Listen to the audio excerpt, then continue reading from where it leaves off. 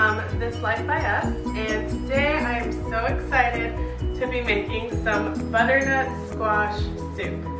So it's not quite fall in California yet. We are still getting some temps in the 80s and 90s, but nothing like a butternut squash soup to make you feel like it's fall, and you just pretend that the weather is a little cooler than it actually is. So I am so excited to make this with you guys today. If you are not already subscribed, go ahead and hit that subscribe button down below and check out our other videos. Well, let's go ahead and make this soup so we can enjoy it.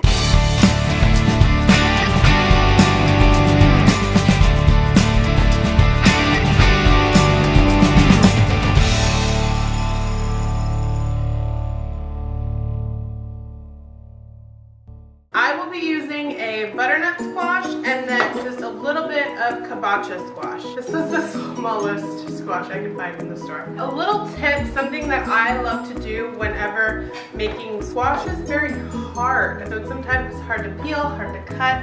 And so what I do is, anytime I'm making a squash, whether it be butternut or spaghetti squash in particular, is I'll take a fork and I'll stab it a few times. See, it's kind of hard to do. And then I throw it in the microwave, usually for 5 minutes at a time, until it softens a bit. And that will make it easy to peel, easy to cut, and you won't have to worry about accidentally cutting yourself, which is really easy to do because it's so hard. Just gonna take it and stab it a few times, and then I'll pop it in the microwave. And what I do is every 5 minutes or so, I'll take it out of the microwave, I'll poke it with a fork. If it's still really hard, give it another 5 minutes. Let's pop these in the microwave. Once it's nice and warm, be very careful because it will be very hot and it maintains a lot of heat. But what I'm gonna do is take a knife and cut off, see how easy that is to cut the top and the bottom. And then I will stand it up and start to peel it.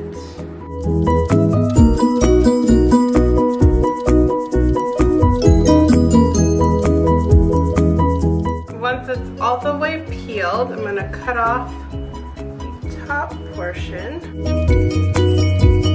And then the bottom part I'm going to cut in half. We'll go ahead and take the seeds out.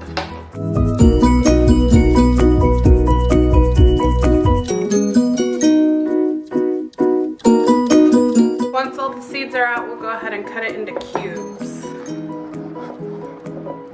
Look how much easier this is to cut now that it's just a teeny bit softer.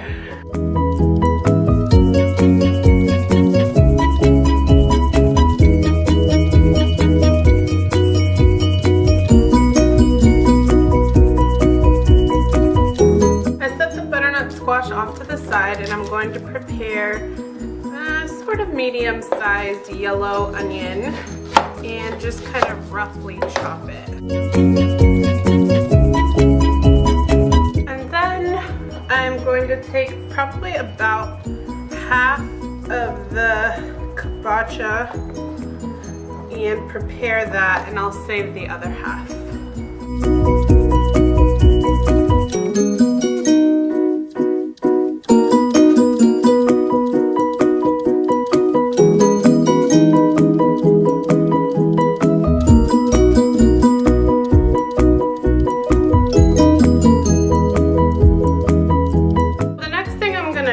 I'm a firm believer in seasoning all of your layers. So basically, every step I like to make sure that I season, just so that at the end you're not low in seasoning. So I'm going to add a little bit of salt. This is both the butternut squash and the kobacha squash in here. Then I'm going to add just a tad bit of white pepper. I find white pepper to be a little bit strong sometimes. A little bit of ground cumin. A little bit of nutmeg. A little bit of black pepper. And just a tad bit of paprika. And then I'm gonna stir that up and set it to the side. I've got 2 tablespoons of butter. I'll let that coat the bottom. And once that starts heating up, I'm gonna throw in my onion. Let that saute a bit. I'm also going to throw in a couple cloves of garlic. And I'm just gonna press them right into the pan.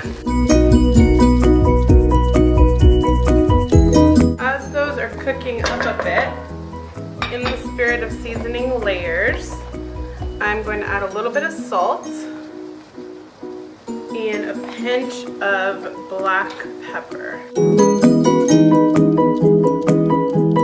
Then I'm ready to throw in my squash.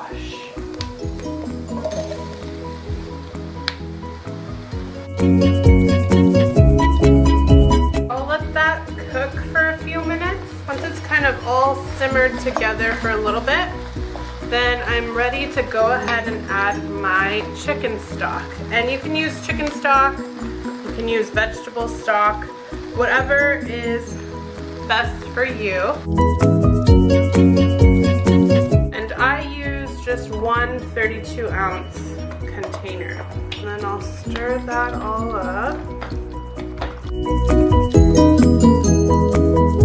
So I'll bring this up to a simmer and then I'll let it simmer for maybe 30 to 40 minutes. Mostly it's for the squash to get really soft. If you recall, I put it in the microwave to start, so it's already a little bit soft, which means it doesn't need to simmer for as long before it gets really soft. If you don't put it in the microwave, if you just, because you could do that, you just cut it and put it directly here to cook, then you might want to do 45 minutes to 50 minutes on the simmer to make sure that the squash gets really soft.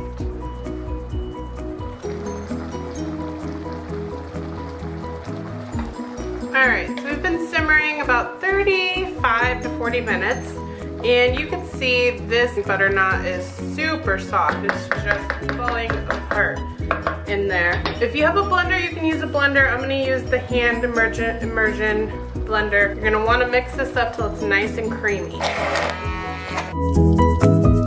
Then I'm going to go ahead and add some heavy whipping cream. It's just a little bit over a 1/4 cup. And I'm also going to add some cheese. I usually like to add either Swiss or Gruyere, but I didn't have any of that on hand today, so I'm actually adding Monterey. And I just kind of added a handful of that. Then from here, it's kind of up to your preference. As you can see, this is definitely on the thick side. So if you want to thin it up, you can add just a tiny bit more chicken stock or add it up to your liking. I like it a little bit more on the thicker side personally, so I will leave it mostly thick. You can also try it if you feel it needs more salt or any other type of seasoning. You can add that at this time, but for the most part, you're pretty much done. I like to garnish it with a couple sprigs of thyme because this just is fall to me. But there you have it, butternut squash soup. Alright guys, well there you have it, some yummy butternut squash. I'm so excited to enjoy this for dinner. Thanks so much for watching this video. If you enjoyed it, please hit that thumbs up button down below and comment if you try this recipe. Let us know what you like, what you don't like. It's really easy, super quick, perfect meal to make for a cold, I wish it was cold, but for a cold winter evening. It's delicious. I love it. Please let me know if you guys try it or if you have your own recipe or something, a different ingredient that you like to add. Let us know so we can try it out. But thanks so much for watching, guys, and we'll see you in our next video. Bye!